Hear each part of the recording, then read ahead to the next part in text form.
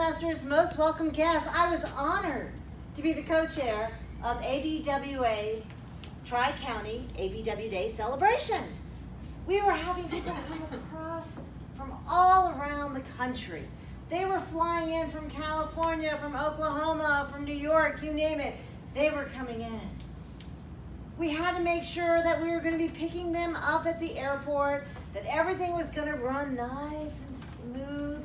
We had everything developed, had all my colored papers. For those of you that know, I'm a very organized person, believed in pink for this and green for that, and everything was color-coded. It was perfect until we were going to have a visitor named Dorian.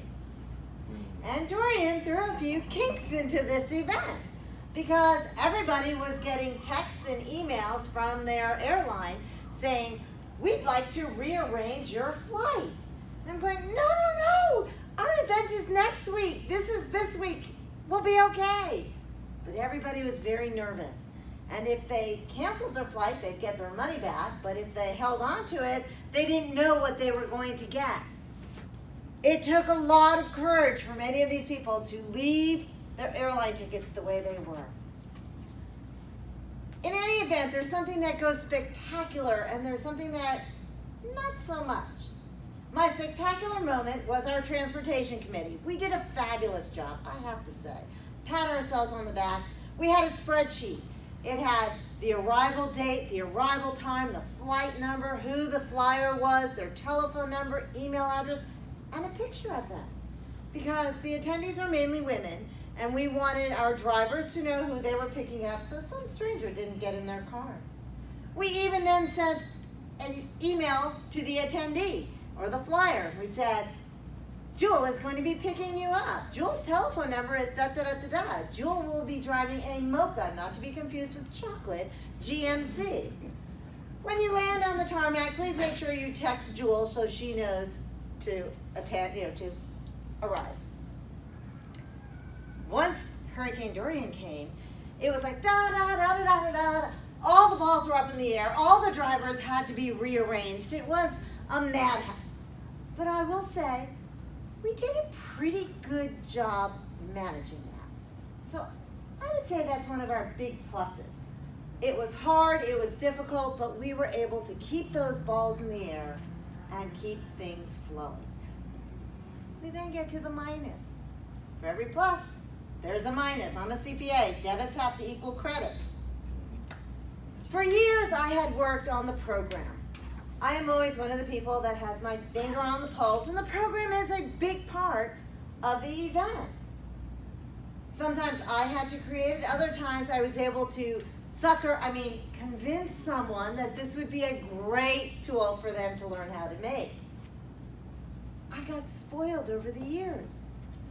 I would connect with you and say, "Would you please do our program?" And you would say yes. And then starting in February for an event that is in September, I would email you.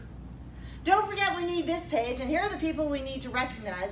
And you would get probably 50 emails between February and June. That's not even the close time frame. I was spoiled because everybody I worked with would immediately put that information into the program, and at any time I could get an update. So a month or two before the event, I would get these samples. This is what it's going to look like. I'm just waiting for this information or that information. And I was like, "Phew, this is looking great." Until this year. The woman that was putting together our program was a professional. And she told me, "Put everything in the Dropbox and make sure you label it very carefully." She told me to do this. I didn't hear. I didn't listen. I continued to do the same thing I had done for the past 6 years. I started emailing her in February. About a month in advance, I said, "Can I see a sample?" And she said, "Sure." And she sent me a sample, and it was just placeholders. I started hyperventilating, and I'm going, "Oh my God, I don't have a program." So I called her and I said, "I've been emailing you all of this stuff." "Yes, but there's nothing in the Dropbox." "I didn't keep all those emails because we agreed you would use the Dropbox." By this point, I could feel all the oxygen leaving my body going, "Okay, Not a problem. I'm going to get you all this information. Thank goodness I have a purple color-coded checklist that I knew everything that I sent and what I needed to recreate. I recreated all of this and I put it in the Dropbox 3 weeks before the event. Can I take a look and see what we have now? Well, there was some stuff placed and it was still hyperventilation time. But what was really interesting was, as a professional, 2 weeks before the event, she knocked it out of the ballpark. I mean, it was one of the most beautiful programs I had ever seen. And she put it together like no one's business. Maybe the reason everybody else needed 6 months is because we weren't professionals, so we needed that time.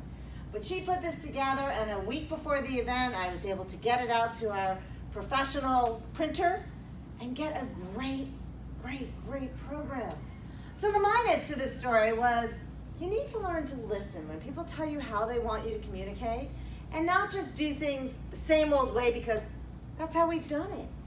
You need to make sure that you're hearing what they're saying. When somebody tells you how they want to communicate, honor that.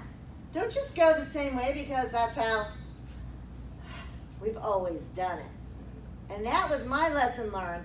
And my minus that I have turned into a plus, that I have learned that when I am working with someone and they tell me how they want to operate, I don't need to just hear it here. I need to hear it here too. So I ask you, are you actually listening and hearing both here and here when people tell you how they want to communicate? Or are you just listening here and it's flying out that way? Not a test.